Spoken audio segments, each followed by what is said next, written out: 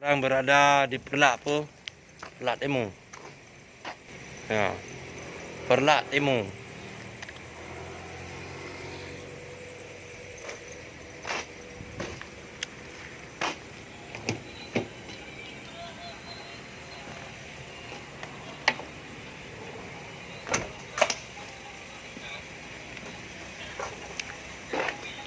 Perlak Timur.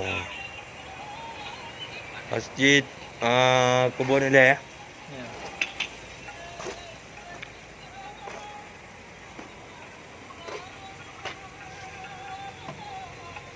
Oh.